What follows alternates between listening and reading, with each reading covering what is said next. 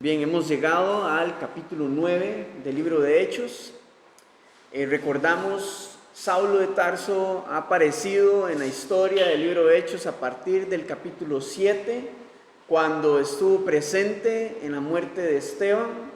Luego en capítulo 8 nos habla acerca de que él consentía la muerte de no solamente de Esteban, sino que también de muchos cristianos. Y a partir de ese momento él encabeza una persecución grande en contra de la iglesia, en contra de los creyentes en Cristo Jesús.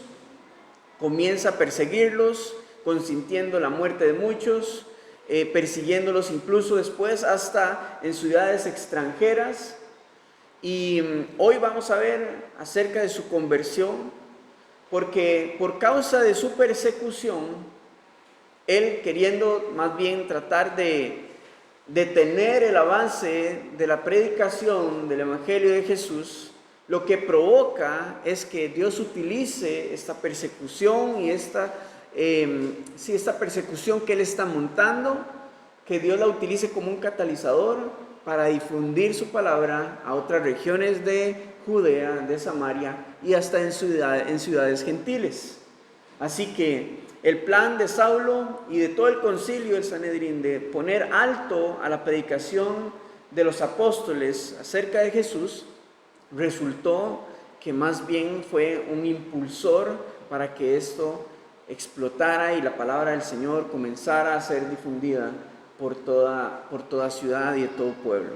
Entonces, con esto nos damos cuenta de cómo el Señor utiliza las circunstancias y los factores externos de este mundo para que su voluntad sea cumplida. No que sea su voluntad lo que suceda, sino que Él utiliza las decisiones de los hombres y todas las circunstancias que todo esto trae para que la iglesia y para que la obra del Señor avance conforme a su voluntad dentro de su soberanía. Así que esto es lo que vemos a través de la vida de Saulo, que eventualmente va a llegar a ser el apóstol Pablo. Hoy vamos a ver acerca de su conversión, cómo el Señor, la gracia y la misericordia lo alcanza, lo rodea, lo transforma y casi que inmediato. Todo el conocimiento y la experiencia que él tenía acerca de la ley, todo su celo por la ley, va a ser ahora transformado y cambiado para un celo por predicar el Evangelio. Y casi de inmediato vamos a ver, después de su conversión, todo lo que él sabía lo comienza a utilizar apuntando hacia Cristo, hacia Jesús como el Mesías, teniendo todos los fundamentos. Él era un experto del Antiguo Testamento, era un fariseo, formado por uno de los mejores maestros de su época. Así que tenía todo el fundamento, más la revelación de Jesús en su vida, para comenzar a predicar acerca de Jesucristo. Toda la gloria para el Señor, ¿verdad? Y es interesante porque él quería impedir el avance del Evangelio, pero más bien en este encuentro con Jesús se convirtió en un difusor del Evangelio, ¿verdad? Y fue él al que el Señor usa para llegar a otras ciudades del Imperio Romano, hasta los gentiles, no solamente hablando en las sinagogas a los judíos, sino que también alcanzando a las culturas gentiles en ese momento. Y gracias a esa propagación del Evangelio, hoy por hoy estamos acá con toda la Biblia y la palabra de Dios completa, pudiendo estudiarla, siendo alimentados y siendo alcanzados por la salvación de nuestro Señor. Así que antes de iniciar en capítulo 9, vamos a conocer un poco acerca de Saulo. En el libro de Hechos, en capítulo 22 y en capítulo 26, Pablo, ya siendo Pablo, habla acerca de su testimonio de conversión, pero también en las cartas que él escribe a las iglesias y a sus discípulos, muestra también más detalles que no están en esta narración. Más detalles de quién era él, dónde estaba, cuál es su trasfondo, de dónde viene, y luego la transformación que sucede en Jesucristo, y pues lo demás ya todo el mundo lo tenemos acá en el libro de Hechos y en cada una de las ciudades en las que él estuvo. Así que vamos a ir a Hechos capítulo 22, Vamos a adelantarnos un momento para ir a Hechos capítulo 22, versículo 3.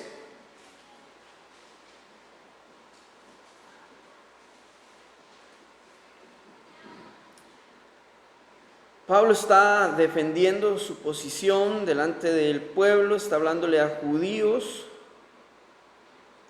Dice en versículo 3, yo de cierto soy judío, nacido en Tarso de Cilicia, pero criado en esta ciudad, instruido a los pies de Gamaliel, estrictamente conforme a la ley de nuestros padres, celoso de Dios, como hoy lo sois todos vosotros. Él está hablando a los judíos en Jerusalén.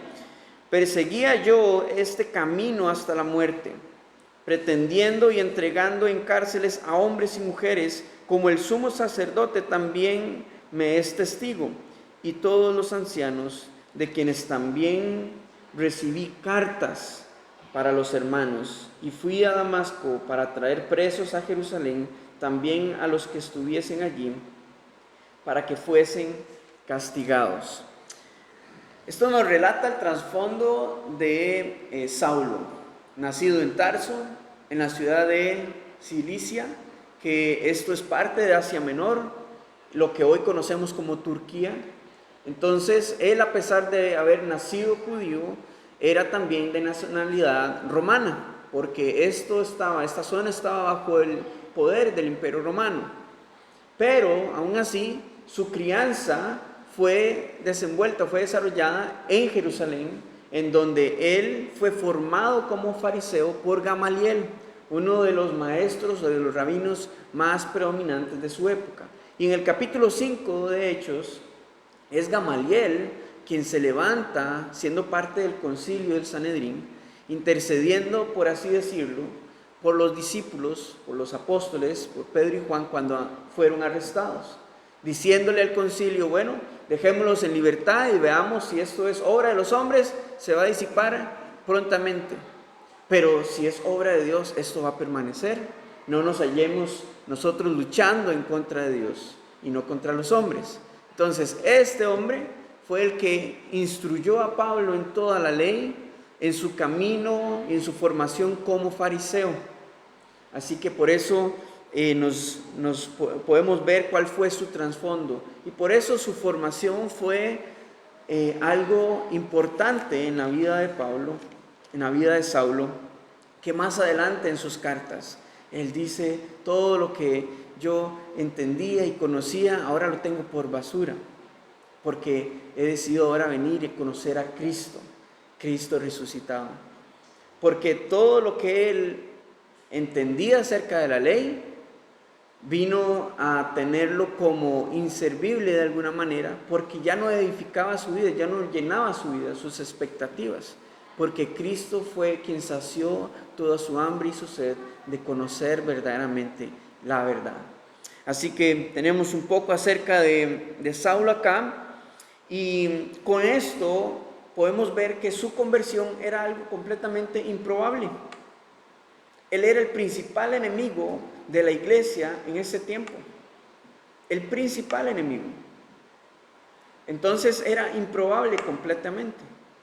Pero de ser el principal enemigo, vino a ser, por la gracia de Dios, uno de los principales difusores del Evangelio de Cristo. Pero todo por gracia, todo por la verdad del Evangelio revelada a su vida. Ahora sí vamos a ir, capítulo 9, versículo 1.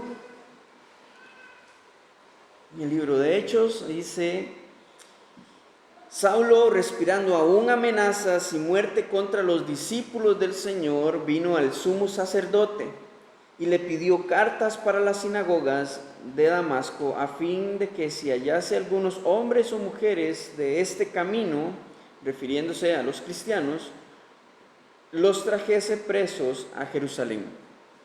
La idea con esta primera frase, Saulo respirando aún amenazas y muerte, lo que quiere dar a entender es la similitud con un toro embravecido, un caballo rebelde, enojado. Su manera de respirar, su aliento se había convertido en respirar muerte, respirar amenazas en contra de los cristianos. Y su manera, por decirlo así, o esta ilustración es como una respiración de alguien que está airado completamente, enojado completamente, y que no, lo hace tan expresivo que todo su ser lo muestra. Así que estando él de esta manera, vino ante el sumo sacerdote a pedirle las cartas son permisos de extradición para poder traer a todos aquellos que él encontrara en Damasco hacia Jerusalén, para castigarlos, para consentir la muerte de muchos de ellos, porque él estaba decidido a acabar con la propagación y la predicación de Jesús. ¿Por qué Damasco, en Siria?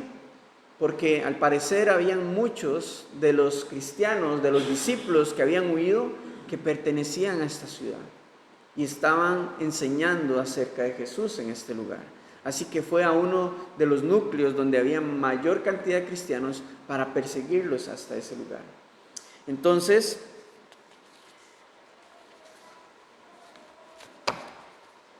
Saulo está decidido a perseguirlos hasta donde sea necesario. Y vamos a ver en 1 Timoteo capítulo 1, donde Pablo le está declarando a Timoteo dónde estaba su vida antes de su conversión y cuál fue la obra de Cristo en su vida. Vamos a ver cómo la gracia alcanza a Pablo. Él puede, ejemplifica y pone como su vida, por ejemplo, de que si él fue alcanzado por la gracia del Señor, cualquier pecador podrá ser alcanzado también. Capítulo 1, versículo 12, dice: doy gracias al que me fortaleció, a Cristo Jesús nuestro Señor, porque me tuvo por fiel, poniéndome en el ministerio. Habiendo yo sido antes blasfemo, perseguidor e injuriador, más bien fui recibido a misericordia, porque lo hice por ignorancia en incredulidad. Este fue el pago que Saulo recibió a cambio de toda la desolación que estaba provocando en la iglesia. Recibió misericordia, vino a ser recibido en misericordia por el Señor. Versículo 14, pero la gracia de nuestro Señor fue más abundante con la fe y el amor que es en Cristo Jesús. Palabra fiel y digna de ser recibida por todos, que Cristo Jesús vino al mundo para salvar a los pecadores, de los cuales yo soy el primero. Pero por eso fui recibido a misericordia, para que Jesucristo mostrase en mí el primero toda su clemencia, para ejemplo de los que habrían de creer en él para vida eterna. Qué humildad la de Pablo, entendiendo de que él fue alcanzado para ser un ejemplo de que si él fue perdonado por Jesucristo, a pesar de toda la maldad, la ignorancia en la que él habitaba, cualquier otro pecador puede ser alcanzado y traído a la misericordia del Señor. Y esto nos habla acerca de también los propósitos que Dios tiene para cada uno de nosotros. ¿Por qué hemos sido alcanzados? Porque el Señor primero necesitaba alcanzarnos, o quería alcanzarnos, para entonces después involucrarnos en su obra y para que nuestra vida fuese testimonio para otros de cómo el Señor puede transformar una vida, así como lo hizo con Saulo. Así que esto es interesante. Saulo va entonces hacia Damasco y versículo 3 nos dice, continuamos: mas yendo por el camino, aconteció que al llegar cerca de Damasco, repentinamente le rodeó un resplandor de luz del cielo, y cayeron en tierra, y oyó una voz que le decía: Saulo, Saulo, ¿por qué me persigues? Él dijo: ¿quién eres, Señor? O más bien, ¿quién eres, Señor? Y le dijo, yo soy Jesús, a quien tú persigues. Dura cosa te es dar coces contra el aguijón. Él, temblando y temeroso, dijo, Señor, ¿qué quieres que yo haga? Y el Señor le dijo, levántate y entra en la ciudad y se te dirá lo que debes hacer. En esta sección, o antes de comentar esta sección, en el capítulo 26, cuando Pablo está exponiendo su defensa delante del rey Agripa, él le explica al rey que esta luz que rodea no solamente a Saulo, sino que toda su comitiva era más brillante que el sol, y que esto sucedió a mediodía, cuando ellos iban de camino. Entonces nos hace referencia de cuán grande y luminosa fue esta luz que rodeó a Saulo y a toda su comitiva, que los tiró a tierra, impactándolos de tal manera que ellos cayeron en tierra. Ahora, cuando Saulo está diciendo o está en tierra, dice que escucha una voz que lo llama repetidamente. Ahora sí, el Señor tiene toda la atención de Saulo, no hay duda. Y aquel toro embravecido está ahora completamente sometido delante de Jesús. Ahora, para este momento, él no sabe que es Jesús. Él escucha la pregunta, ¿por qué me persigues? Pero inmediatamente vea que Saulo lo que dice es, ¿quién eres, Señor? El título Señor es utilizado por los esclavos para referirse a aquel que era su poseedor, pero también es utilizado en el Imperio Romano para referirse a alguien que era predominante, que tenía mucho poder e influencia. Pero bíblicamente también el título Señor es usado para referirse a Dios y al Mesías, pero no nos confundamos, porque Saulo en este momento no sabe qué es Jesús.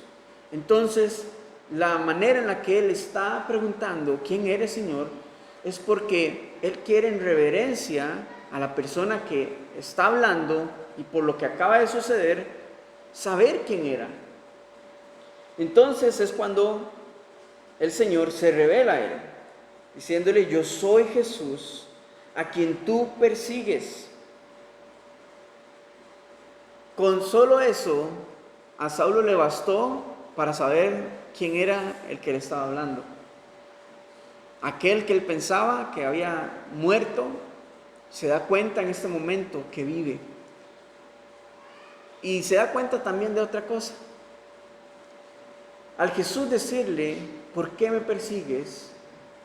O al que tú persigues, Saulo se da cuenta en ese momento que Jesús es uno con su pueblo. Y que lo que él estaba haciendo era persiguiendo a los hombres, pero que su verdadero problema era algo personal, directo con Jesús. Y sabe, el Señor se toma muy personal estas cosas. Cuando algo o alguien quiere hacerle daño a su pueblo o quiere planear algún mal o alguna maldad en contra de alguno de sus hijos. Es algo personal. Él se lo toma como algo personal. Y esto nos habla de que sí, los discípulos, los apóstoles fueron enviados para la obra de Cristo. Pero la obra sigue siendo del Señor, no de ellos. Por lo que Saulo estaba persiguiendo a los cristianos, pero en realidad quien perseguía y con quien estaba luchando era con la voluntad de Dios propiamente. Se estaba resistiendo a ella. Entonces, por eso, Jesús le dice la siguiente frase al final del versículo 5. Dura cosa te es dar coces contra el aguijón. Lo que le está, vamos primero a ver qué significa esta frase. La manera de arar la tierra en ese tiempo, y actualmente todavía, en algunos lugares, es con el arado, poniendo las bestias adelante para que ellos vayan jalando el arado, pero este arado tiene un aguijón de metal con una punta muy fina para que si la bestia quiere rebelarse o el buey quiere rebelarse en contra de lo que el campesino o el labrador está haciendo, con esto él lo va a punzar para recordarle quién tiene control de por dónde debe de arar la tierra. Y si este buey comienza a dar patadas o coces contra el aguijón, esto es peligroso para él, porque le va a provocar una herida profunda, va a provocar que sangre, y entonces el proceso va a ser más doloroso.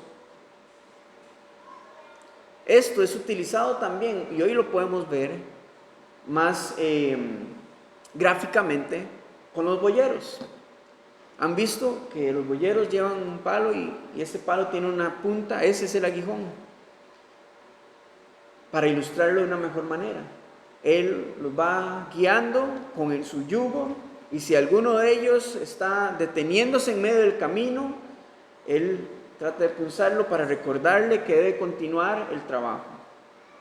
Es exactamente ese aguijón del cual Jesús está haciendo referencia. Pero este aguijón, el cual Jesús nos habla, es el que se maneja en el arado en la parte de atrás de la bestia. Entonces básicamente es para amansarlos. Y podríamos decir que Saulo está siendo amansado en este momento.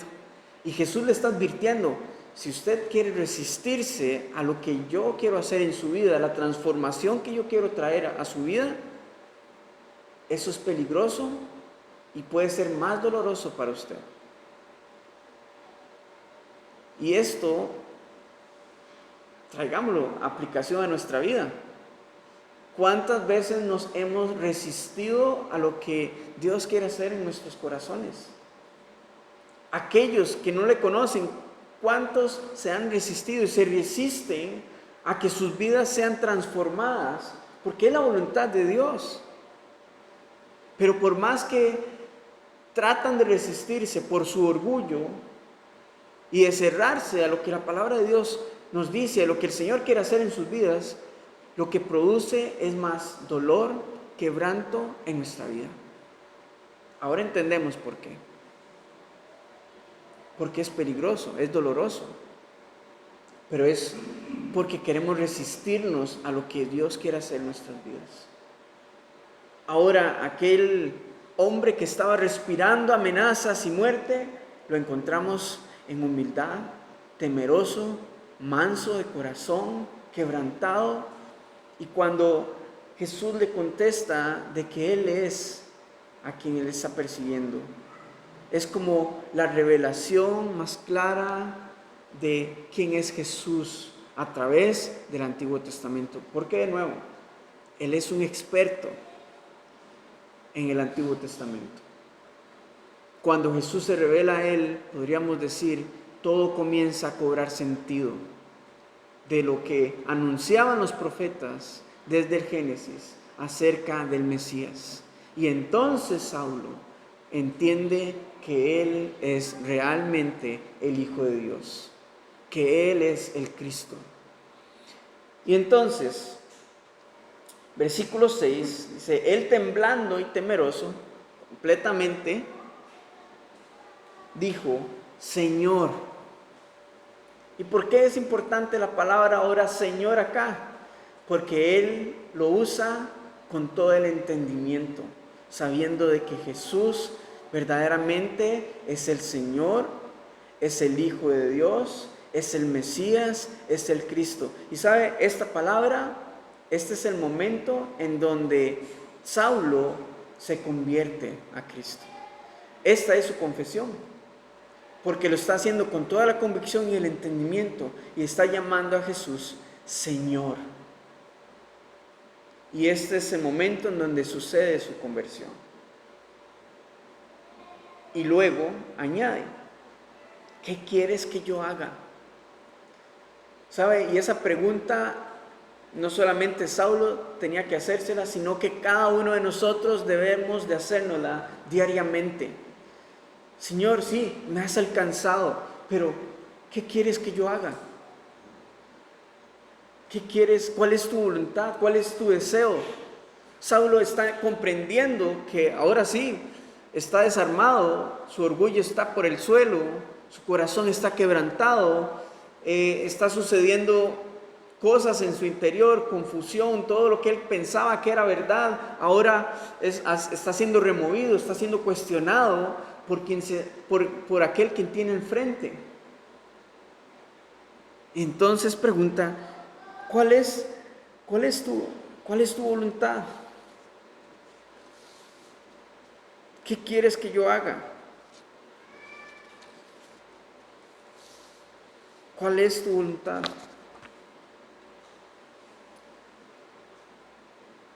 Esa es la pregunta que deberíamos de hacernos. No nada más tomar las decisiones de nuestra vida y ya. Señor, ¿cuál es tu voluntad? ¿Qué quieres que yo haga? ¿Para dónde me dirijo? ¿Qué hago? Y vean, el Señor es tan amoroso que lo que le responde a Saulo es: levántate, entra a la ciudad y se te dirá lo que debes hacer. Porque el Señor nos va a llevar paso a paso cuando nosotros estamos dispuestos a seguir su voluntad.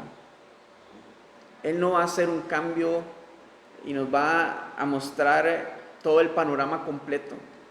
Nos va a llevar paso a paso. Porque ¿qué pasaría si el Señor nos muestra todo el panorama completo de nuestra vida hacia adelante? Podríamos abrumarnos. Podríamos encerrarnos en el cuarto a llorar por temor, por impotencia o por no saber cómo afrontar y qué hacer. Pero el Señor es fiel y es amoroso, y por eso, paso a paso. Saulo es un nuevo creyente y el Señor lo va a guiar como un bebé espiritual poco a poco para que él comprenda cómo caminar en el Señor. Así que lo primero que le dice: entre a la ciudad y allá se te va a decir qué hacer. Pero mientras le está dando esta dirección a Saulo, entonces, versículo 7, continuamos, dice: y los hombres que iban con Saulo se pararon atónitos, oyendo a la verdad la voz, mas sin ver a nadie. Entonces Saulo se levantó de tierra y abriendo los ojos no veía a nadie, así que llevándole por la mano le metieron en Damasco, donde estuvo 3 días sin ver y no comió ni bebió. Este tiempo, podríamos decir, es un luto para Saulo. Él está muriendo a sí mismo. Todo lo que él cuestionó acerca de lo que los apóstoles están enseñando acerca de Jesús, él todo eso lo está procesando, porque todo eso está cuestionando todo lo que él creía. Su verdad, su torre de verdad, se ha venido abajo por causa del Evangelio. Y es un tiempo en donde él está muriendo. Pero 3 días después, él va a nacer de nuevo. Vamos a ver versículo 10. Había entonces en Damasco un discípulo llamado Ananías, a quien el Señor dijo en visión: Ananías. Y él respondió: heme aquí, Señor. Y el Señor le dijo: levántate y ve a la calle que se llama Derecha y busca en casa de Judas a uno llamado Saulo de Tarso, porque aquí él ora. Y ha visto en visión a un varón llamado Ananías, o sea, usted, que entra y le pone las manos encima para que recobre la vista. Vea qué interesante, el Señor le está diciendo dónde, cómo, cuándo. El Señor es específico cuando nos da una dirección y nos va a guiar hasta ahí, hasta su voluntad. Está diciendo: vaya, esta es la calle, esta es la casa, y ahí vas a encontrar a Saulo. ¿Sabe? Ese es un buen ejemplo para mostrar cómo el Señor obra a través de su pueblo, a través de sus discípulos, proveyéndoles el don de ciencia y conocimiento. Es un buen ejemplo. ¿Qué es ciencia y conocimiento? El don del Espíritu Santo. El Señor dando dirección y hablándole acerca de cosas que nadie más conocía, más las que estaban en el corazón de Saulo. Y él va y le dice directamente. El Señor usa a quien quiere usar. De este hombre Ananías no sabemos nada, solo lo que tenemos acá. Él era un discípulo, un miembro más de la iglesia, pero el Señor, cuando decidió usarlo, él estaba preparado y dispuesto para ser usado. Y esto nos habla de un buen ejemplo para nosotros hoy. ¿Cuánto de nosotros estamos preparados para que el Señor nos diga, hey, quiero usarte? Y no necesariamente dentro de la congregación o aquí para algo, un servicio formal dentro de la iglesia, pero en el lugar donde estés. Vaya y háblele a esta persona acerca del Evangelio. Vaya, ore por esta persona, este hermano en el Señor. Vaya y haga esto o lo otro. El Señor es muy claro. Y el Señor se deleita en usar a sus hijos. Seguimos leyendo, dice, versículo 13. Entonces Ananías respondió, Señor, he oído de muchos acerca de este hombre, cuántos males ha hecho a tus santos en Jerusalén. Y aún aquí tiene autoridad de los principales sacerdotes para prender a todos los que invocan tu nombre.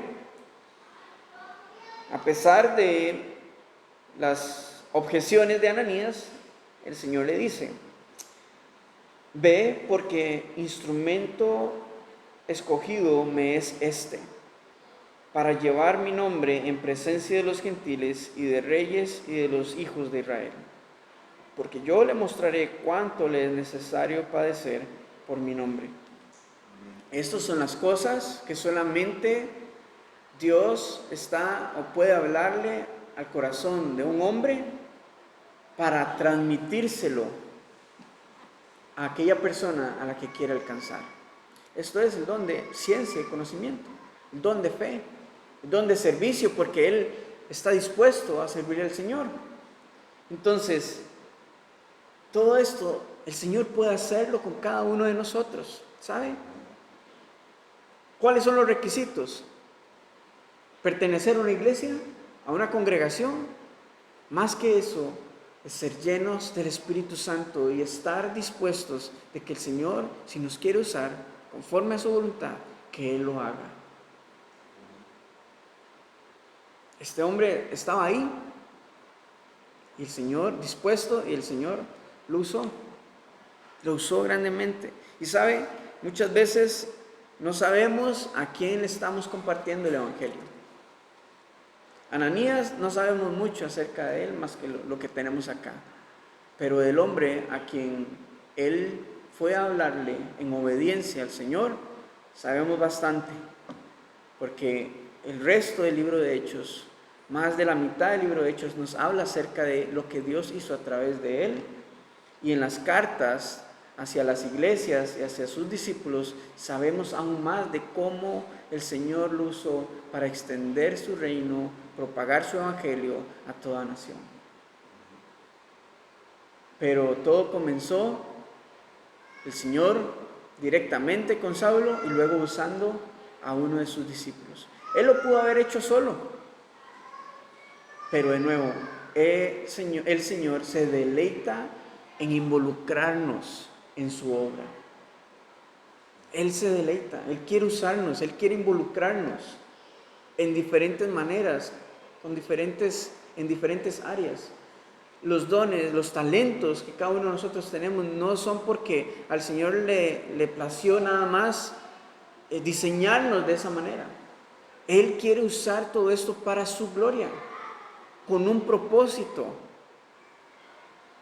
porque Él quiere deleitarse a través de cada una de nuestras vidas. Y eso es su gracia, es su misericordia, es por gracia. Entonces, a pesar del argumento de Ananías, el Señor le revela qué es lo que quiere hacer, la misión que tiene para Saulo, y él obedeció. Versículo 17, fue entonces Ananías y entró en la casa y poniendo sobre él las manos dijo, vean qué saludo, hermano Saulo, el Señor Jesús, que se te apareció en el camino por donde venías, me ha enviado para que recibas la vista y seas lleno del Espíritu Santo. Y al momento le cayeron de los ojos como escamas y recibió al instante la vista y levantándose fue bautizado. Y habiendo tomado alimento, recobró fuerzas y estuvo Saulo por algunos días con los discípulos que estaban en Damasco. Fue lleno del Espíritu Santo, él ha nacido de nuevo. La ceguera espiritual ahora se ha ido y tanto física como espiritualmente ahora él puede ver todo el panorama completo acerca de Jesús. Y sabe, lastimosamente muchos hoy continúan estando en esa ceguera espiritual, tanto dentro de la iglesia como fuera de ella. Muchas personas siguen caminando por esta vida estando ciegos, viviendo de la religiosidad, del tradicionalismo religioso, tratando de calmar sus conciencias, yendo a la iglesia nada más o mencionando a Dios en sus conversaciones, pero no teniendo una revelación clara de quién es Jesucristo en sus vidas.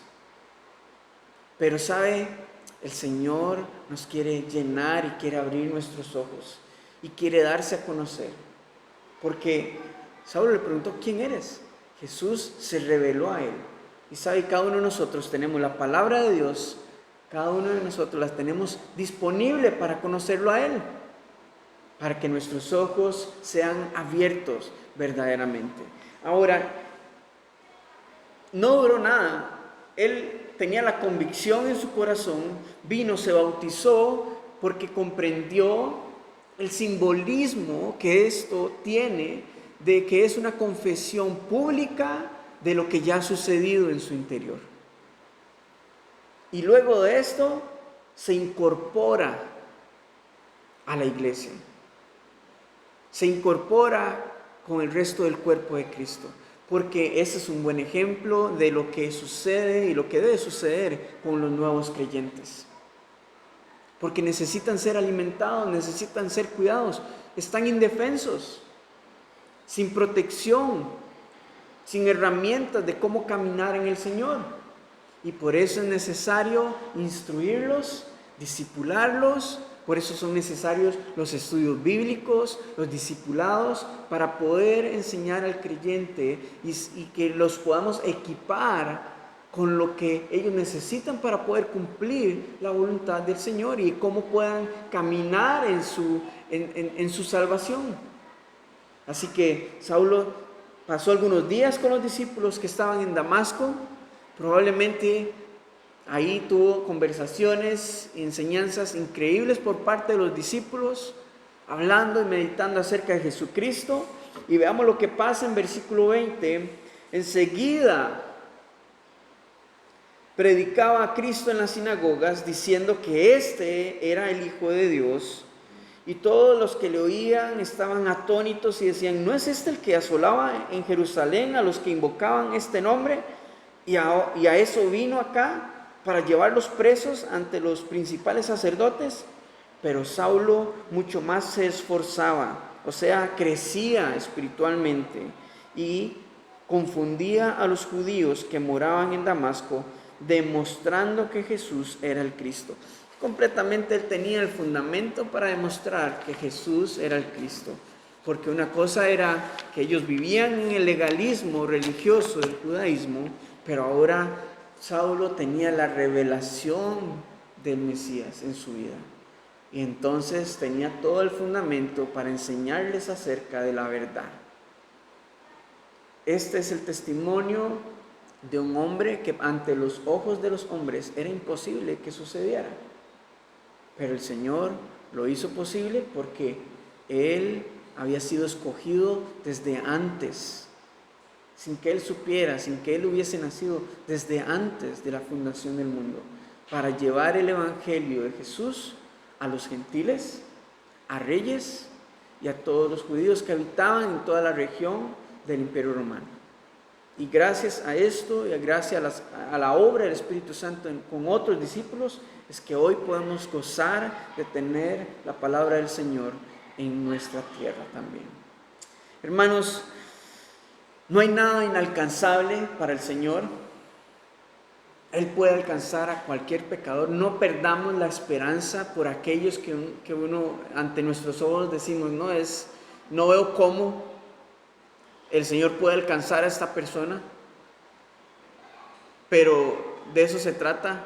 No es algo que nosotros podamos ver, es la obra del Espíritu Santo impactando y trayendo a convicción a cada persona, porque Él quiere usarla, Él quiere alcanzarla, quiere hacerle entender y abrir sus ojos para que pueda tener salvación en su vida. Así que Él puede domar el corazón rebelde.